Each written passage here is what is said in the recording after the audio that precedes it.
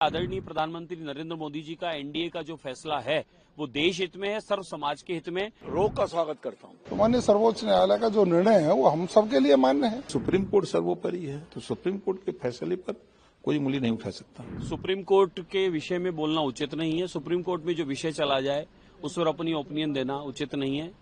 हम supreme court के फैसले का इंतजार करेंगे। साथ ही मुझे मोदी जी पर, एनडीए की सरकार पर पूरा विश्वास है।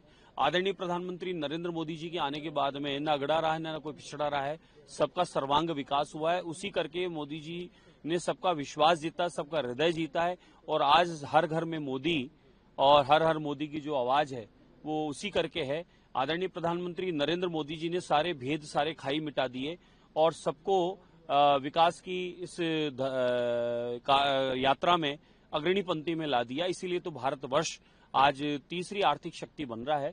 तो मेरा मानना है कि आदरणीय प्रधानमंत्री नरेंद्र मोदी जी का एनडीए का जो फैसला है वो देश हित में है, सर्व समाज के हित में। हमें उस फैसले का अभी इंतजार करना चाहिए और पूर्णतः भी इस पूरे विषय को हमें समझने की, पढ़ने की आवश्यकता है। अपना कोई भी वक्तव्य देना या नाराजगी व्यक्त करना भी उचित नहीं है। पहले उस विषय को पूर्णतः अध्ययन करने की आवश्यकता है। माननीय सर्वोच्च न्यायालय ने जब विचारार्थ अपने यहां स्वीकार कर लिया नंबर 1 और उसको उन्होंने रोक लगा दी, यानी प्रकरण अब सर्वोच्च न्यायालय में विचाराधीन है, तो अब उस पर किसी प्रकार की टिप्पणी की कोई आवश्यकता नहीं है और सर्वोच्च न्यायालय के निर्णय का इंतजार करना चाहिए। सर, स्वागत करते हैं इस रोक का स्वागत करता हूं। देखिए, यूजीसी समय समय पर गाइडलाइन जारी कर दी जाती है। वो एक संस्था है और उसने कोई गाइडलाइन जारी की, उसको लेकर कहीं आपस में मतभेद उत्पन्न हुए, लोगों में समझ में कहीं ढंग से नहीं समझ पाए और उसको लेकर के कोई व्यक्ति यदि सर्वोच्च न्यायालय में गया और माननीय सर्वोच्च न्यायालय ने संज्ञान लेते हुए उस पर रोक लगाई है, तो माननीय सर्वोच्च न्यायालय का जो निर्णय है वो हम सबके लिए मान्य है। जिस दिन से यूजीसी लागू हुआ उसी दिन से मैं कह रहा था ना कि सुप्रीम कोर्ट का दरवाजा खुला है, आप जाओ, न्याय मिलेगा। उसी दिन से मैं कह रहा हूं, सरकार भी आपके पक्ष में है। सरकार ने भी ये कहा कि हम केंद्रीय शिक्षा मंत्री ने भी कहा कि हम कमेटी बना देते हैं, 15 दिन में जो रिपोर्ट आएगी, जो संशोधन करना होगा कर लिया जाएगा, जो रिपोर्ट कहेगी, जो संस्तुति आएगी। और सुप्रीम कोर्ट ने तो मैं तो उसी दिन से कह रहा हूं कि आप सुप्रीम कोर्ट जाओ, दरवाजा खुला, न्याय मिलेगा। आपको अगर इस तरह का अंदेशा है तो आज वो सुप्रीम कोर्ट गए, सुप्रीम कोर्ट ने उनकी बात को माना, अब स्टे दिया है, अब आगे सुनवाई होगी तो अपना बहस करे।